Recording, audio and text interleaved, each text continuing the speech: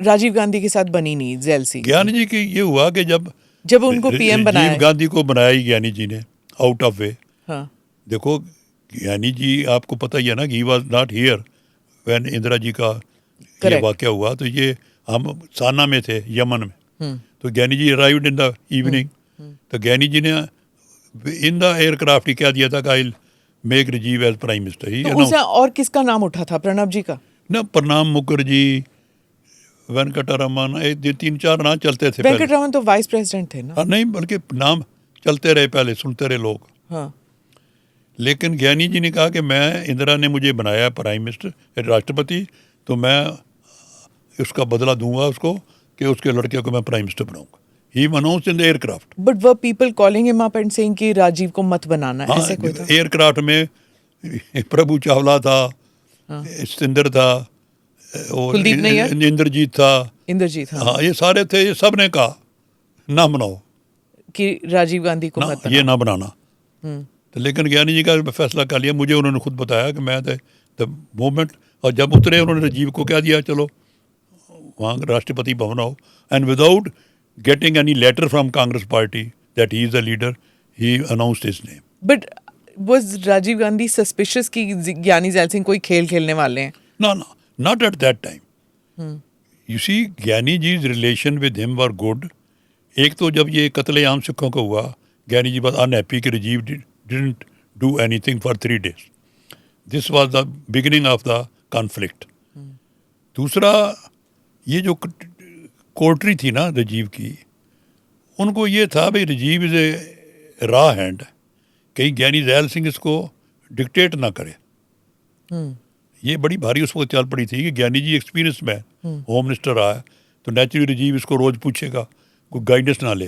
वो कोर्टी ने पहले ही कर दिया ज्ञानी जी के खिलाफ कि ज्ञानी जी तो बिल्कुल ना करना। ये कोटरी मतलब वो राजीव गांधी के जो दोस्त थे, ये जो, क्योंकि कोटरी तो बन ही नहीं सक रही ना थी ना, उस अरुण वक्त। नेहरू था ही ना। हाँ, अरुण नेहरू तो शुरू से ही ऊपर उठा रहा ना। हाँ, वो एशियन गेम्स के दौरान जो उठ गए थे। अरुण, ये जो दिल्ली में कत्लेआम भी सिखों का हुआ, इसमें भी अरुण नेहरू का ही नेम है।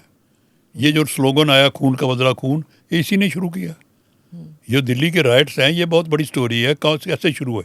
इंदिरा डाइड मॉर्निंग एट 8:30, तो राइट शुरू हुए 4 बजे।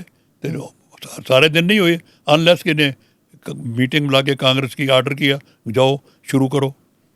किसने ऑर्डर किया? ये अरुण नेहरू ने called a meeting of all local MPs कि इंदिरा जी की डेथ सवेर की हो चुकी है, but there is no protest in the city. क्या बात है, कोई दुकानें बंद नहीं हुई, वो कुछ नहीं हुआ। तो फिर ये सारा शुरू हुआ दिल्ली में एंटी सिख अटैक शाम को आपको 4 बजे के बाद। This is government sponsored.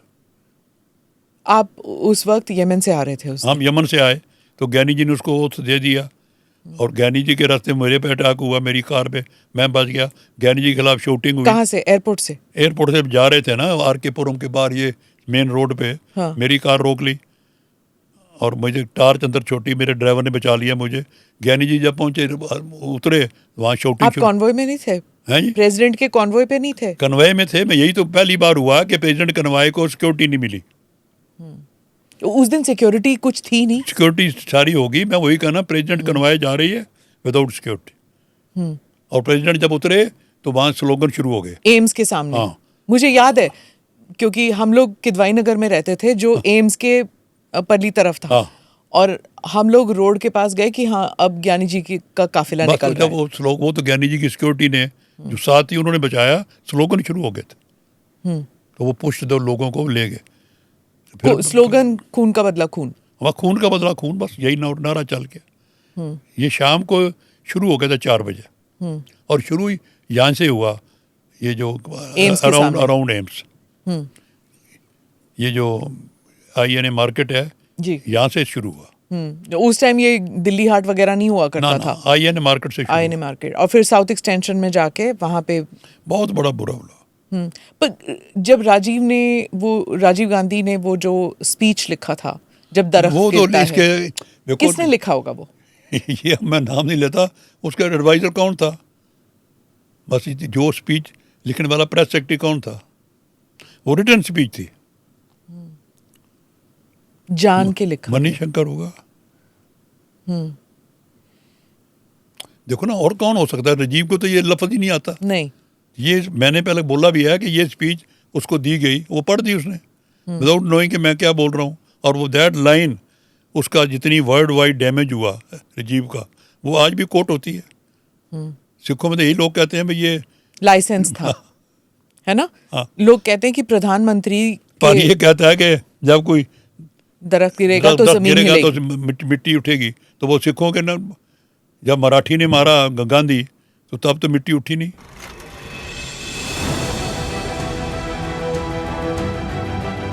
Namaste, Jai Hind. You're watching ANI podcast with Smita Prakash.